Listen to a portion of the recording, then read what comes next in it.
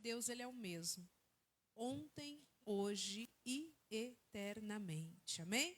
Eu gostaria de compartilhar uma porção da palavra de Deus ao teu coração. É um salmo muito conhecido, o Salmo dos Filhos de Corá, que é o salmo de número 42. Amém? Você que trouxe a sua Bíblia, pode estar abrindo ela no salmo de número 42. Salmo dos Filhos de Corá. Aleluia. A palavra do Senhor nos diz assim: como o cervo brama pelas correntes das águas, assim suspira a minha alma por ti, ó Deus. A minha alma tem sede de Deus, do Deus vivo. Quando entrarei e me apresentarei ante a face de Deus? As minhas lágrimas servem-me de mantimento de dia e de noite, porquanto me dizem constantemente: onde está o teu Deus? Quando me lembro disto, dentro de mim derrama a minha alma, pois eu havia ido com a multidão. Fui com eles à casa de Deus, com voz de alegria e louvor, com a multidão que festejava. Por que estás abatida, ó minha alma, e por que te perturbas em mim? Espera em Deus, pois ainda o louvarei na salvação da sua presença. Até aqui. Amém? Esses 5 versos, como foi dito, existem 150 salmos, que ele é composto, na verdade, por 5 livros. Os 5 livros compilados formam ali uma mini Bíblia, né? Que é o livro dos Salmos, e tem diversos autores. A grande maioria dos salmos foi composto por Davi, que depois se tornou rei em Israel como um todo. 42 são atribuídos a Davi, mais 50 anônimos que também se atribuem a ele. Tem salmo de Salomão, como o de número 127, o de número 92. Tem salmo dos filhos de Coré, tem salmo de Asaf, tem salmo de várias pessoas que assinam a autoria destes livros. Por que eu enfatizo em dizer que o Salmo 42 foi composto pelos filhos de Coré? Coré, ele foi contemporâneo do grande legislador Moisés.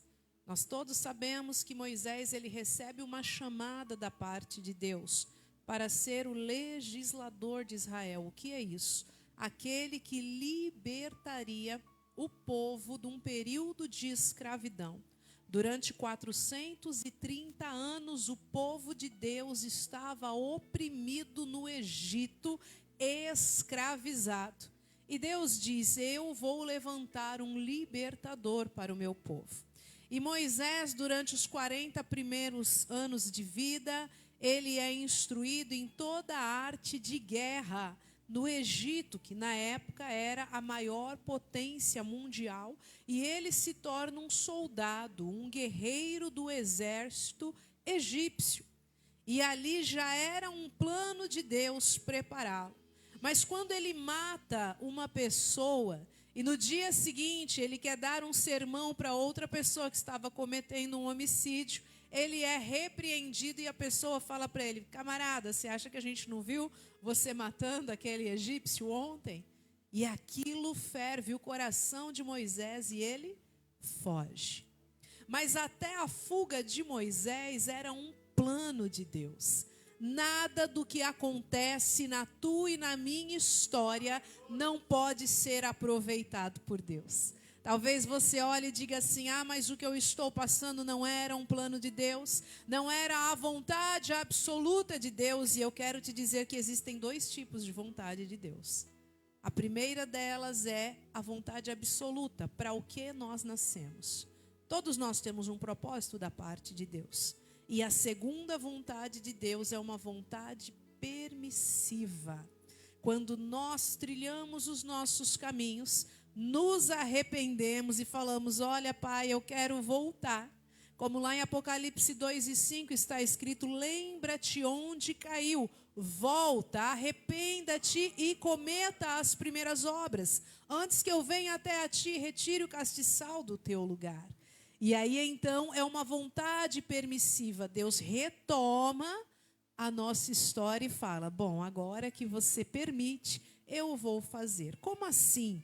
Deus quer a minha permissão para atuar através da minha vida. Deus, ele é muito educado. Apocalipse 3:20 está escrito: eis que estou à porta e bato. Deus é um cavalheiro. Como costumamos dizer lá em casa, ele é um gentleman, né? Ele não vai invadir e tentar forçar uma situação. Por isso que ele não nos fez robôs. Ele não nos fez em série. Nós somos filhos, nós somos criaturas. Nós fomos criados por Deus e temos vontade própria, sim, que é chamada livre-arbítrio. Por que é que eu estou falando disso na noite de hoje? Justamente para nós entendermos quem foram os compositores desse cântico, que é o Salmo de número 42. Moisés era o legislador ali, foi forjado 40 anos no Egito, foge para Midian, mais 40 anos é forjado ali na casa do seu sogro, sacerdote Jetro, e ali ele é forjado como um pastor de ovelhas, até que um dia, cuidando do rebanho, uma das ovelhas se desraiga. E aí Moisés vai procurá-la e ela está perto de uma sarça. Uma sarça que ardia em fogo, mas não se consumia. Aquilo chama a atenção de Moisés, e isso está registrado em Êxodo, capítulo de número 3. E ali, chama a atenção de Moisés. Moisés fala, é normal as árvores pegarem fogo no deserto, mas não se queimar? Não virá pó e cinzas? Isso não é normal. E a curiosidade aguçada dentro do coração de Moisés o leva até perto da árvore. E ele começa a questionar porque ela não se consome. De repente uma voz sai da árvore e fala: Moisés, tire a sandália dos seus pés, porque a terra, o local onde você está, é terra santa. Deus ali se revela para esse homem e continua dando curso à sua história ao moldá-lo para que ele seja alguém que de fato liberte o povo da escravidão. Para tudo é necessário um processo. E aí depois Moisés vai para o deserto conduzir o povo na direção até a jornada do quê? De Canaã, que era a terra prometida por Deus. Só que quando Moisés está ali cuidando daquela multidão, aproximadamente 1,5 milhão de pessoas, existiam outros líderes de tribos ali, que se reportavam a Moisés, os príncipes das tribos, cabeças das tribos, responsáveis por elas. E dentre essas pessoas, essas tribos, existiam 3 homens que se rebelaram contra Moisés: Datã, Abirão e Coré. Coré, o pai dos meninos que escreveram o Salmo 42. Olha que coisa interessante. Esses 3 se levantam contra a liderança de Moisés, se rebelam, e ali eles começam a querer fazer um motim para traírem Moisés. Conseguem influenciar 250 pessoas. E aí Moisés fica sabendo disso, mas Moisés era o homem mais manso da terra, a palavra nos diz. Completamente fleumático, era o seu temperamento, muito manso. E aí ele fica triste por saber que no meio do povo que ele cuidava, tinha ali 253 pessoas se voltando contra ele para traí-lo. E aí então ele vai apresentar esta causa diante de Deus. E a primeira lição que eu aprendo nesta noite é essa: se alguém tem se levantado contra a tua e a minha vida, se algum tipo de injustiça tem rodeado ou cercado a mim e a você, saiba que nós temos que ter a reação de um servo, de uma serva de Deus, e levarmos esta causa até o Senhor. Senhor, olha o que estão falando ao meu respeito, olha o que estão tramando, olha o que está acontecendo. E quando Moisés leva esta situação diante de Deus. Ele fala: Senhor, se esses homens morrerem de forma natural, eu entendo que era apenas algo da minha cabeça. Eu achei que eles se levantaram contra mim e não tinha maldade nenhuma nisso. Porém, se realmente eles estão com uma má intenção, se levantando contra a liderança que o Senhor me confiou, o Senhor vai fazer algo inédito. Sabe o que acontece? A terra abre a boca e engole os 253 rebeldes. Deus prova para Moisés que ele não estava errado. Só que, como nós aprendemos, a palavra convence, o exemplo arrasta. Quando nós vamos estudar psicologia, nós vemos que os psicólogos nos ensinam dizendo que aquilo que os pais falam para os filhos, eles dificilmente vão obedecer. Isso é comprovado. Mas o que os filhos observam os pais fazendo, aí eles vão reproduzir. A palavra convence, o exemplo arrasta. Só que o que eu acho mais lindo quando eu abro a Bíblia no Salmo de número 42 é que os filhos de Coré viram o pai traindo a liderança, viram o pai fazendo motim, viram o pai convencendo pessoas a traírem Moisés. E eles não reproduzem o mesmo tipo de resultado. Sabe por quê? Eles não amavam seus pais? Amavam. Eles não honravam e respeitavam seus pais? Honravam e respeitavam. Só que existe algo na Bíblia Sagrada chamado discernimento de espíritos. E quando nós conhecemos a palavra, como já foi falado anteriormente neste altar, quando nós amamos a palavra, quando nós examinamos a palavra, quando nós meditamos na palavra, como no Salmo de número 1, verso 2 diz: eu amo a tua lei e nela medito, de dia e de noite, e então eu serei como uma árvore plantada junto a ribeiros de água, qual dá o seu fruto na estação própria, cujas folhas não caem, tudo quanto eu faço vai prosperar. Tudo começa quando? Quando eu tenho intimidade com a palavra de Deus. Sabia que a palavra para muitos é apenas um livro escrito? Mas quando ele é aberto, é a boca de Deus.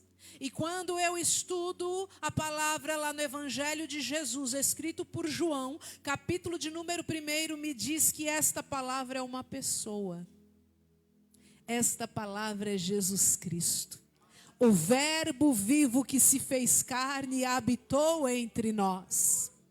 Quando Deus cria o mundo, a palavra nos diz que o Espírito se movia sobre a face das águas, Deus no trono e Cristo é o quê? O verbo, a palavra. Em João 1 nós entendemos que essa palavra é encarnada. Como assim? Nasce no ventre de uma menina virgem de 15 anos chamada Maria.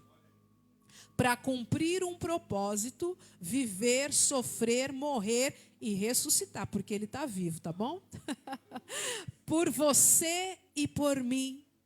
Então nós entendemos que esses meninos, os filhos de Coré, amavam, honravam e respeitavam seus pais. Mas eles, acima dos pais, amavam a Deus como a palavra nos ensina. Ame ao Senhor acima de todas as coisas. Esse é o segredo para sermos bem-sucedidos. Esse é o segredo para termos o propósito de Deus ativado e vivenciado diariamente através da nossa vida. Todos nós que estamos aqui, quem está nos acompanhando, tem propósito da parte de Deus. A diferença é se esse propósito vai se cumprir se eu aceitar, como já foi falado anteriormente, porque eu tenho livre-arbítrio. E Deus respeita a minha e a sua decisão. A decisão dos pais desses meninos foi se rebelar e morreram de uma forma trágica. Uma grande quantidade de pessoas, 253 pessoas de uma vez, abre a terra e engole eles. Eu não quero ter uma morte desse jeito. Eu quero ter a minha vida e o meu coração no altar de Deus, sendo direcionado pela palavra de Deus, para que a minha vida seja uma árvore que frutifique, que floresça, que traga sombra a quem precisa, calmaria a corações aflitos e atribulados, e frutos para quem tem fome, e água para quem tem sede desta presença e desta palavra poderosa que é a palavra de Deus. Amém, igreja? E esses meninos têm tantas intimidades com Deus, em conhecer a Deus através da oração, da leitura e meditação da palavra, que eles começam compondo dizendo: como a corça suspira pela corrente das águas, assim a minha alma suspira por ti, ó Deus. Por que é que eles usam o exemplo da corça ou do cervo deste animal? É um animal que tem aproximadamente 1,20 m de pernas, umas pernas muito longas. Para quê? Para que eles tenham facilidade em correr no deserto, nas montanhas, nas rochas, porque ela é uma presa. Existem animais ferozes que são predadores e se alimentam delas, das corças, que estão na cadeia alimentar. Então, quando o perigo vem, elas conseguem correr no meio da rocha sem se machucar e chegar até um lugar para se esconder. Porque o medo faz essa corça exalar um fedor, um cheiro tão forte que aquele que quer ser o seu predador e deseja ali matá-la, cheira de longe, sabe onde ela está. Por isso que ela tem que correr até as águas. Por quê? Quando ela mergulha nas águas, o cheiro acaba. Inibe o cheiro do medo que é provocado por essas glândulas nas corças.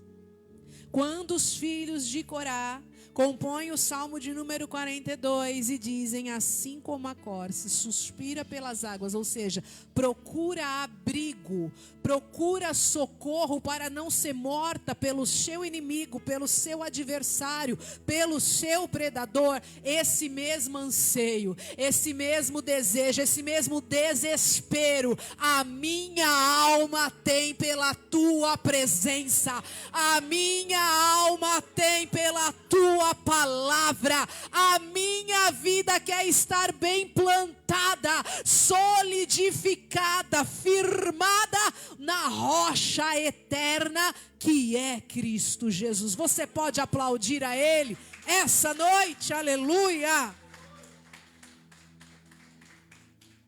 Então nós aprendemos que a vida do cristão é uma vida de escolha diária. Todos os dias nós temos que fazer uma escolha. Ah, como assim? Eu posso escolher pecar ou não? Pode. Qual a diferença? O resultado.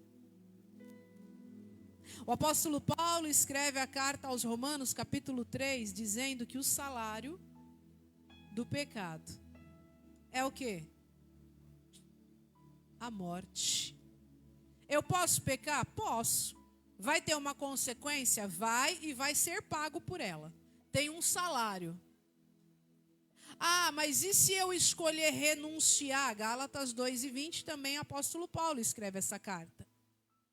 E ele diz: já estou crucificado com Cristo, e a vida que agora vivo, vivo-a na fé do Filho de Deus. Não vivo mais eu, mas Cristo vive em mim. Mateus 7:24, Jesus nos ensina a respeito do alicerce das duas casas.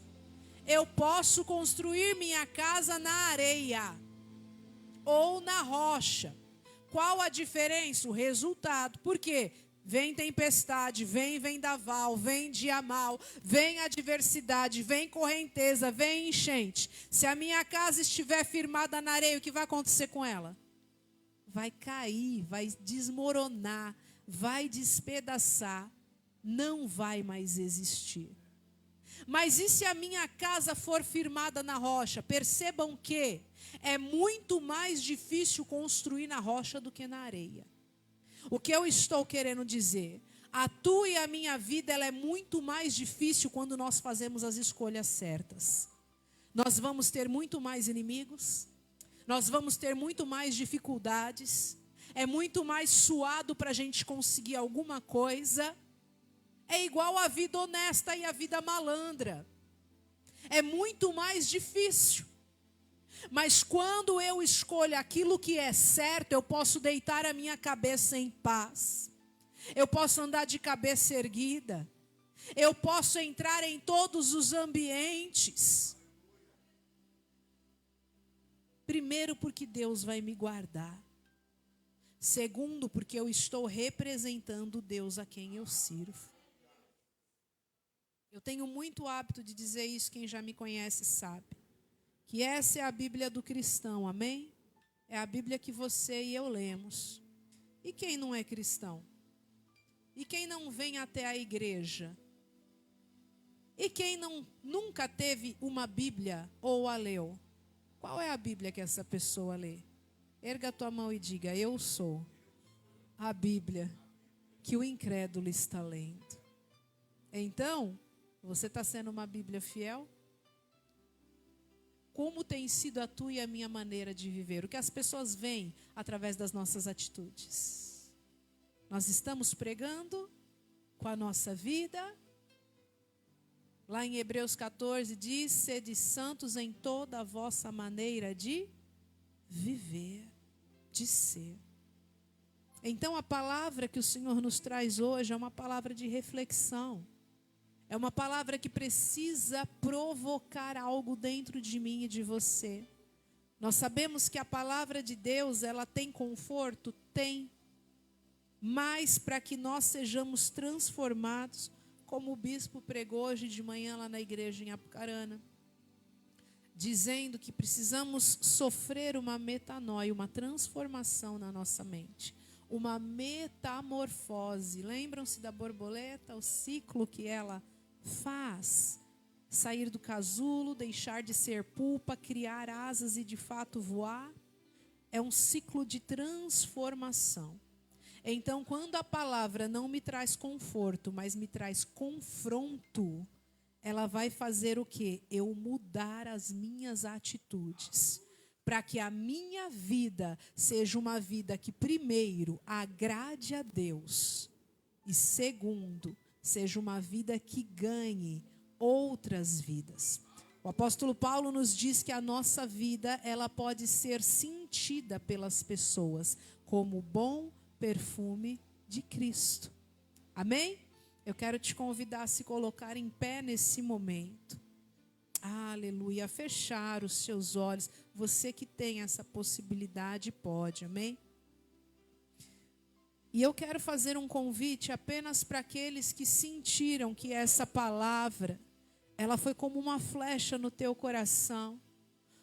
Esse apelo não é para quem sente-se envergonhado por alguma coisa, mas para você que fala assim: poxa, eu quero realmente melhorar a minha vida, eu quero, sabe, me aprimorar mais, eu quero mergulhar mais em Deus, eu quero ter mais compromisso, eu quero ter uma vida diferente a partir de agora.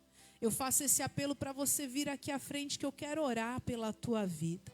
Você que precisa hoje reparar o altar, você que precisa hoje tomar uma decisão, mudar a rota, sabe, recalcular a rota, pegar um outro caminho, você que precisa de fato ser ativado por Deus para não empurrar mais com a barriga, mas para viver o propósito de vida pelo qual você nasceu.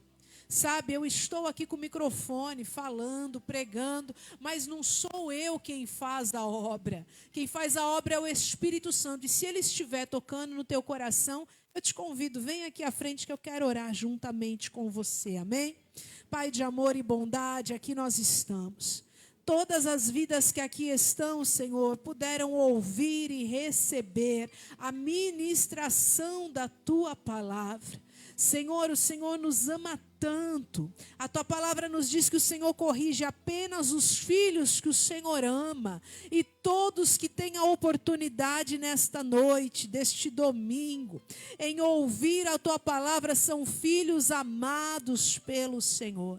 Aonde houver um coração em chamas agora, que está conscientizado pela tua palavra, de que precisa recalcular a rota, de que precisa melhorar as suas decisões, as suas escolhas, venha de encontro agora, Espírito Santo, e dê as forças necessárias para este homem, para esta mulher, para esse jovem, para essa família, para esse casal, para esse moço, para essa moça, ter a partir de hoje uma vida transformada pelo Espírito Santo, ter uma vida que agrade de fato ao Senhor.